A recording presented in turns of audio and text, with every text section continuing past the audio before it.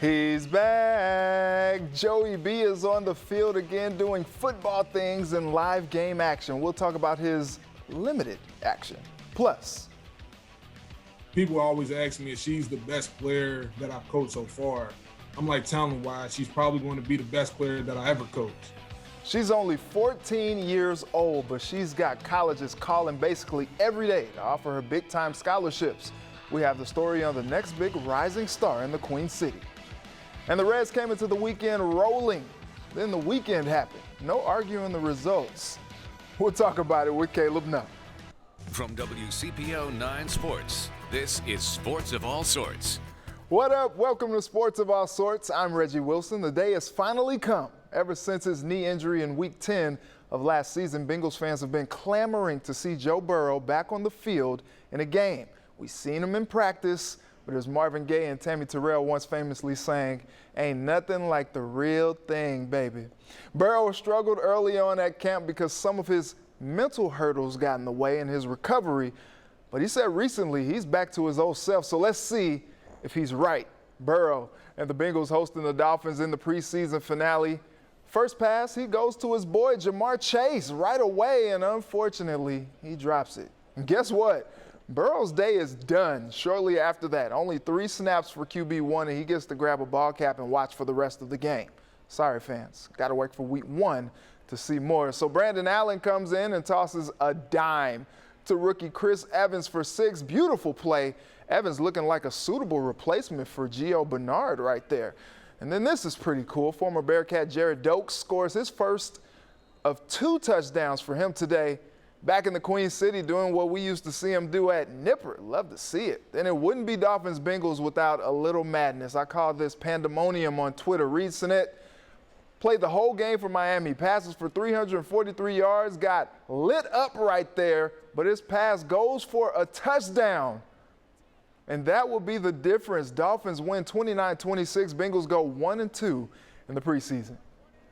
All right, our first guest, Ben Baby from ESPN, got to take in the game in person in the press box. What's up, Ben? Hey, Reggie, how are you doing? Good, good. All right, Ben, appreciate you taking the time as always. What was the atmosphere like at Paul Brown Stadium tonight? Yeah, Joe Burrow mentioned it in his post-game presser, the field that, when he came out on the field, and the standing ovation he got, you could tell that the city and the fans were ready to see him back on this field. And head coach Zach Taylor referenced that, that it is a big part of the recovery process is going out there for the first time, hearing the fans cheer and kind of getting that out of the way. And it sounds like the Bengals went ahead and did that. They accomplished their mission. It's funny, we asked Zach Taylor if Joe Burrow was going to see more than 3 plays, even if they got a first down. He said, no, that definitely wasn't happening. So, I think that was the biggest thing is kind of getting him out here in front of these fans. And they were more than excited to see him. And I think they're ready to see what he can do when the season starts to matter. Yeah, let's talk a little bit more about Joe Burrow from his perspective. He didn't play long enough for us to form much of an opinion on him. But how important was this for his recovery overall headed into Week 1? Yeah, throughout the entire preseason, he said he wanted to get some snaps in games and multiple starters, T. Higgins, Tyler Boyd, Jamar Chase, all said that it was important for the offense to get some reps. And Trey Hopkins, a center who's also coming off a knee injury, was out there as well for those 3 snaps. And I think that Burrow got what he needed. I asked him directly after the game if he, got everything he was looking for out of the training camp and preseason. And he said he was ready to go, and he did get kind of what he was looking for as he is in this recovery process. So Joe Burrow, I think, has checked all the boxes, and right now he's ready to get on the field for that opener against the Vikings. You're ready to get on the field right now because that's where you are. All right, Bengals decided not to play any defensive starters. Have you seen enough from them to know what that unit will be? We've talked about them a lot this preseason, Ben. I'm going to be honest. I have not. No. I want to see them. I want to see them on the field Week 1. That's when, things really matter. If you've been around the game long enough, not to believe anything you see in August in preseason games and practices and scrimmages at any level of football. And this defense, like the rest of this team, is going to be judged starting Week 1 and then for the next 17 games. And, but that being said, I do think that the defense has shown signs that they will be better I have been really impressed with Trey Hendrickson, someone who I was skeptical about when they signed him. I think he's looked really good in camp. He's been really disruptive. Sam Hubbard, they signed him to an extension. Can he be a cornerstone piece for this defense moving forward? And when you look at the amount of money that's been spent on this defense now, Trey Wayne's a cornerback who's hurt and, dealing with a hamstring injury. He's going to be a big question mark. But, all things considered, when you look at the investments, there should be a defense that will be better, but there's no way to really know until the games start to matter. Absolutely, yeah. You mentioned Trey Waynes. He missed all of last year with that pec injury, and then when he got this injury this time, it's like, whoa. Like they've been expecting big things from him. He hasn't been able to really get on the field for them, so we'll see what happens with him. All right, Ben, I'm going to kind of put you on the spot a little bit, hopefully not too much here, but who impressed you this preseason, and who do you think will make an impact this year? Oh, you are putting me on the spot here, Reggie. I think that, honestly, Trey Hendrickson does stick out, and I think they're going to need him to make an impact. That's somebody, when you looked at the advanced metrics, when you looked at the contract he got, one of their biggest signings in recent years, and you knew that there was going to be a lot of pressure on him to perform. And I think that what he's done in practice is a good sign for the Bengals and him moving forward, that he can carry over that production, because when you look at his numbers, the bulk of his sack total came in that 2020 season. I think the big question is can he replicate that success? And Hendrickson, I think is a guy who has been impressive in practices, and he's someone who has to continue that form because, A, that's what the Bengals are paying him to do, and B, the Bengals need a better pass rush from just 4 guys or whoever their down linemen are going to be for this defense to really get better. So Hendrickson's a guy who all eyes are going to be on in this pass rush and defense, even though they've kind of gone under the radar. There's going to be a lot of pressure on them to be a lot better in 21. And Ben, we'll go back to the offensive side. Jamar Chase, Burrow after the game said he's not concerned. He believes in Jamar and his abilities, and he thinks he's going to be fine for week 1. But the only pass that we got to see between the two in this game, and Chase drops it. We've said a lot this preseason that, okay, it's just preseason, it's still early, but going into week 1, is there any small reason for concern? If you listen to Zach Taylor and Joe Burrow and maybe Jamar Chase, I don't know. He didn't speak to the media after the game. I'm sure there wouldn't be a lot of concern with all of the invested parties. But, it is something that, is worth monitoring. If you go back and look at the last 2 preseason games, essentially Chase has dropped all 4 of his targets, and this was the play that they wanted him to have. They had the set plays for Burrow in this first series, and it was going to be a screen to Chase, and it did not go well. And as Zach Taylor said, that whole drive just went haywire. But, the caveat I said earlier about the defense also holds true for negative things that we've seen in the preseason. It's only preseason. It's only training camp. It only matters when you get to week 1. And if, Jamar Chase goes out there and has 10 catches on 10 targets for 150 yards and 3 touchdowns, nobody's going to care that he had drops all throughout the offseason and the preseason.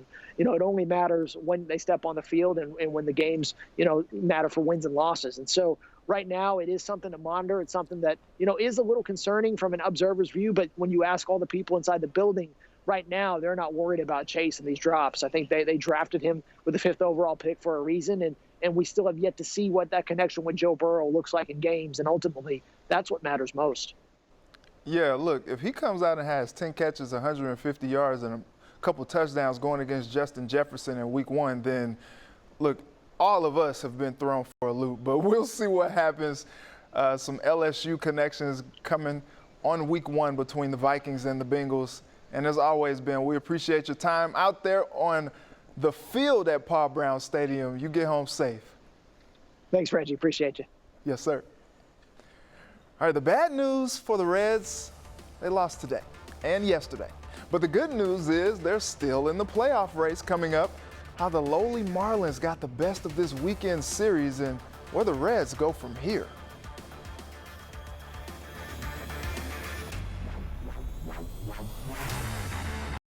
Reds wrapping up the weekend series in Miami. Tyler Mahle pitched well, but he made a mistake. Jesus Sanchez has been tearing up some Reds pitching.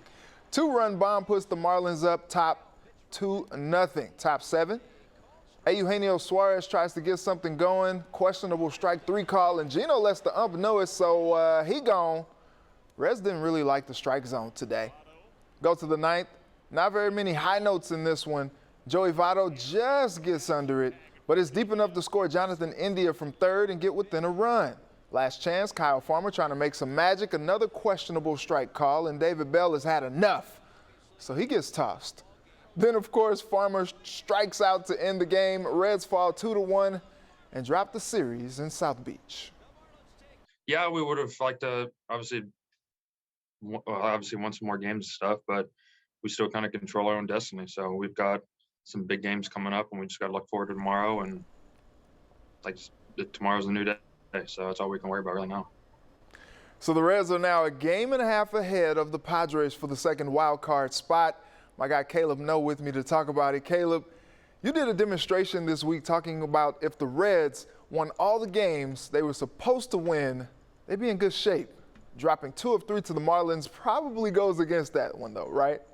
Yeah, when you look back at the games that they played against the Marlins over the last week, though, you can look back and say they played 7 total games and won 5 of them. That's pretty good. The one thing I wanted to really show in that story that you're talking about from earlier this week is that basically if the Reds take care of business against the teams they're supposed to beat for the rest of the year, they should be okay when it comes to the playoff hunt.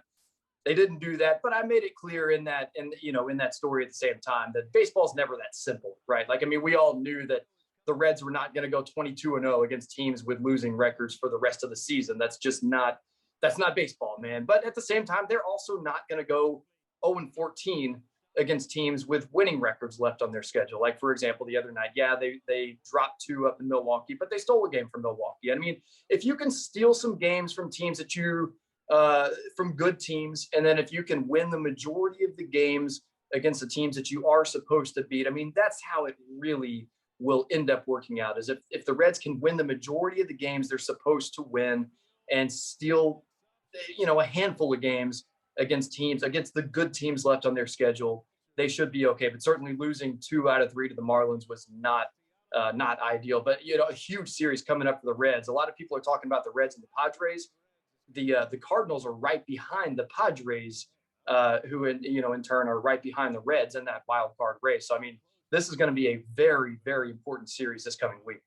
The bullpen has been talked about a lot this season, and now the Reds have lost T.J. Antone to Tommy John surgery. How do you see this affecting their pursuits? Reggie, you know me well enough to know that I like to try to see the bright side of everything, and I don't think there's necessarily like a bright side, but I think we'll go with silver lining in this scenario, right?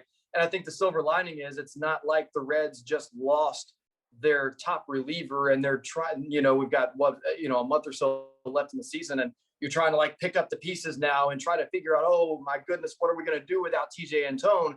They've already had to survive, if you will, for exactly 2 months without TJ Antone. So no, there's no bright side. You need that guy in your bullpen. That's a guy you need to have in your bullpen. He's so effective. He comes with such a unique style of pitching coming out of the bullpen. But again, if there's a silver lining there, the Reds have already been pitching without TJ Antone. They already are accustomed to to how to work that bullpen without TJ Antone. So if there's a silver lining, I think it's that. But that certainly hurts, man. He's a guy that they wanted to have down the stretch. We can play silver linings, but that does hurt. Well, what doesn't hurt is talking to you. Always a pleasure, Caleb, and we'll catch up soon. Yeah, maybe get to talk to you one more time before you leave us, man, hopefully. Absolutely. Well, it's been another tough season for the Orange and Blue. Coming up, Laurel Phaler and I will talk about another match ending in disappointment for FC Cincinnati.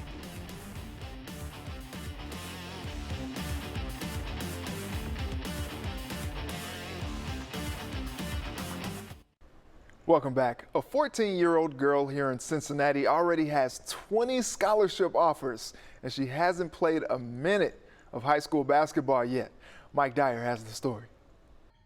Purcell Marion freshman wing Dee Alexander has so much potential she can almost select any college women's basketball program in the country.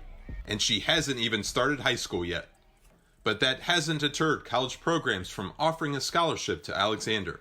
She's one of those kids that you'll get lucky to see once in a lifetime. She's a once in a lifetime type kid. People always ask me if she's the best player that I've coached so far. I'm like talent-wise, she's probably going to be the best player that I ever coached. Alexander played 3 grade levels up during Amateur Athletic Union competition this spring and summer. The 6'1" Alexander is on an elite level for player rankings in the 2025 class. She's a number 1 player in that class, and that's for a reason. Like, she can score the ball in a variety of ways. She passes the ball really well. She defends. She's long. Despite all the accolades, Alexander has kept her focus on improving all aspects of playing basketball. I just love everything about it. I grew up watching like videos on basketball, and most of the time, like when I watch it, that's how I learn the new stuff that I know now. Alexander's desire to succeed on the court is evident to her coaches and teammates. She has a target on her back. People are like, who is this girl? I mean, she's playing 3 grade levels up. She's out here passing the ball like she's played forever. So people kind of put a target on her back, and she allows nothing to rattle her. Alexander is committed to helping to lead Purcell Marion this season. It's a whole bunch of young girls on the team, so we'll be playing with each other for a while. And our chemistry that we have as of for right now is actually very good. So I feel like going into the season, it'd be a good year. Mike Dyer, WCPO 9 Sports. Wow, Mike, thanks. Incredible stuff from D. Alexander right there. Once again, FC Cincinnati gave the fans hope for an upset over their bitter rivals. And once again, the orange and blue left the match in heartbreak. A devastating 3-2 loss to Columbus in the Hell is Real Derby finale. Ronald Matarrita scored his first career goal for FC Cincinnati, and Isaac Atanga did the same right there to give his squad the lead late, and then it all came crashing down with a pair of goals in just 2 minutes from each other from Miguel Berry to sink the orange and blue to 3-9-8 this season. So the orange and blue will try to get that elusive first win at TQL Stadium when they host Inter Miami next Saturday. FCC lost to Inter Miami 3-2 when they last played in May, but it'll be a different energy on the West End. We'll see if that helps get the team in the winner's circle for the first time since June. First kick set for 8 p.m. Always great to be joined by Laurel Phaler from the Queen City Press. Laurel, thanks for taking the time. Laurel, Friday's match kind of resembles the last time these two clubs played. How tough was this loss for FC Cincinnati? Yeah, I mean, the last time they got a draw, at least, I think a draw on the road would have been great in this one. But again, we're just seeing things just fall out of place at the end of a game. They can't hold on to a lead and close out these close matches. So the way the last 2 goals for Columbus were scored, that was just, I mean, heartbreaking for the fans, I'm sure.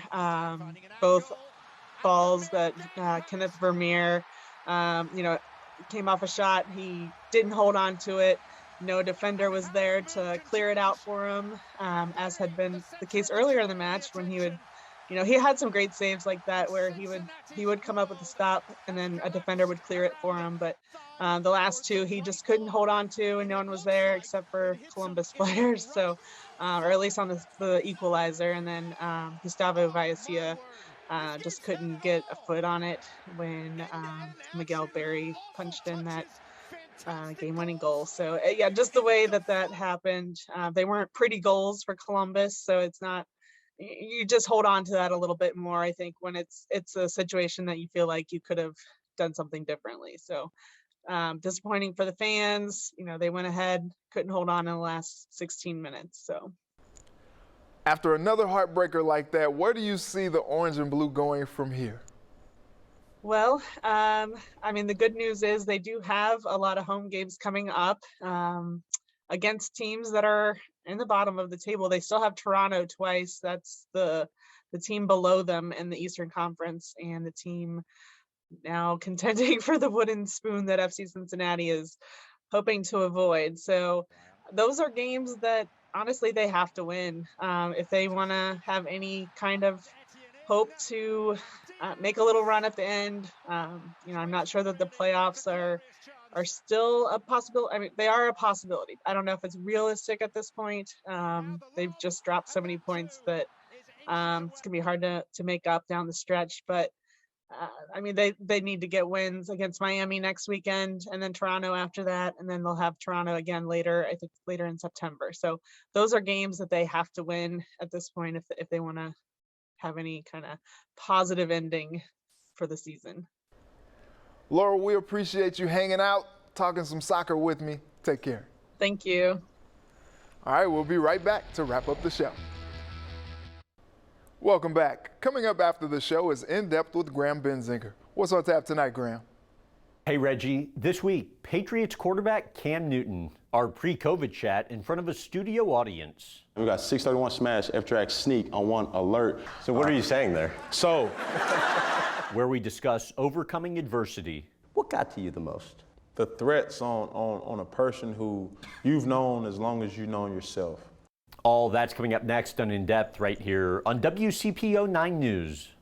All right, thanks so much, Graham. Looking forward to that one. Well, it's been real. It's been fun. It's been real fun, but we got to go. I'd like to thank my guests, Ben Baby, Caleb No, and Laurel Failer for joining me tonight. And thank you to my village who helped me put this all together. Thank you for watching. Let's do it again next Sunday. Until then, have a good night and a very blessed week.